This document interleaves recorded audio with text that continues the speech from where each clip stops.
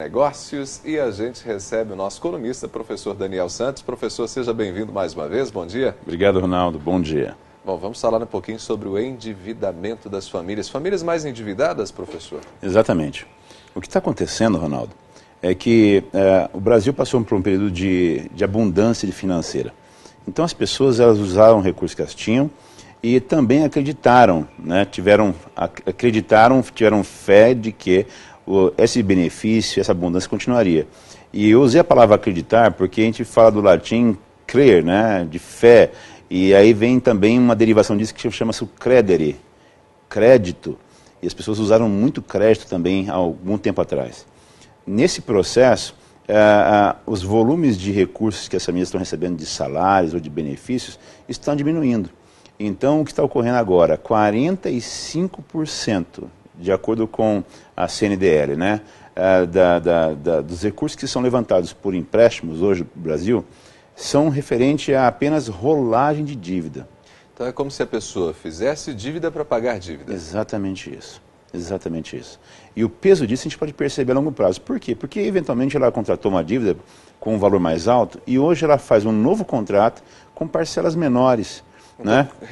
É como se fosse quase uma renegociação dos juros. Exatamente, ela rola isso e amplia esse prazo para tentar reduzir o impacto disso no orçamento, né? Já que o peso está muito maior hoje. Quando está tudo bem, a pessoa vai pagando, mas quando começa a faltar alguns recursos, isso acontece.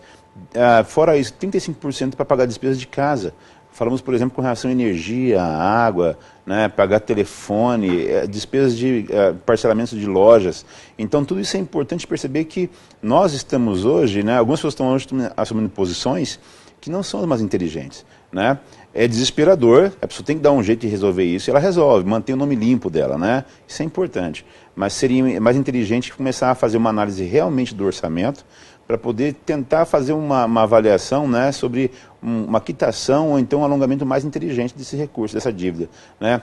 Por exemplo, falamos de hipotecas com juros muito mais baixos e com impacto muito menor, né, de que a gente jogar valores através de recursos, por exemplo, em imóveis, ou até mesmo, em alguns casos, dependendo da operadora, com veículos, né, de refinanciar um veículo que é o próprio. Né? Mas por quê?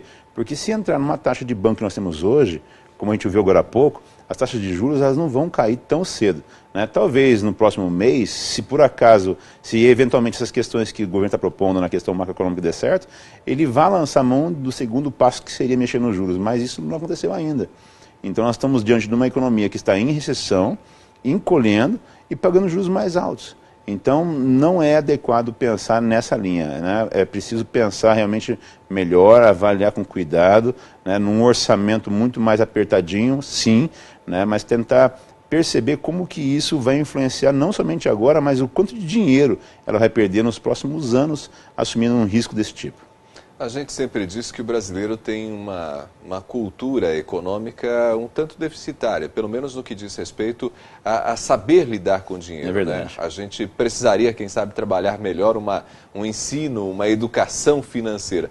Isso se revela justamente e se reflete num momento como esse, né? Que você precisa renegociar suas dívidas, às vezes faz um caminho que parece ser o melhor, mas nem sempre o melhor. É o mais fácil, né? É o mais fácil, e é o mais fácil porque alguém propõe, alguém joga isso para você e no desespero a pessoa acaba aceitando esse contrato, essa proposta, porque ela vai resolver um problema pontual neste momento. Mas ela vai transformar um problema que tem uma dívida no tamanho X em 2 vezes isso. Né?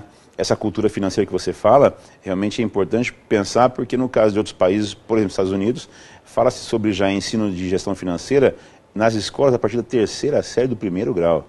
Né? De saber lidar o que é dinheiro meu, o que é dinheiro do negócio, como é que eu trabalho com esse recurso, se eu devo investir mais ou menos, se eu estou ganhando ou perdendo dinheiro. Essa avaliação nós temos que ter. Né? Aquela máxima de vão-se os anéis, mas ficam os dedos, é importante.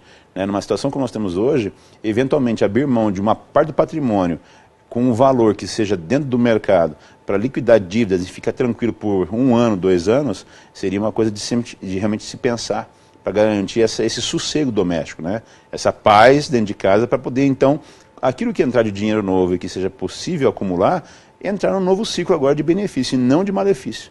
Né? De estar pagando mais contas ao invés de estar guardando mais dinheiro. Tentar estancar o problema. Né? Exatamente. Né? É liquidar o problema, né? E não simplesmente você tentar rolar isso.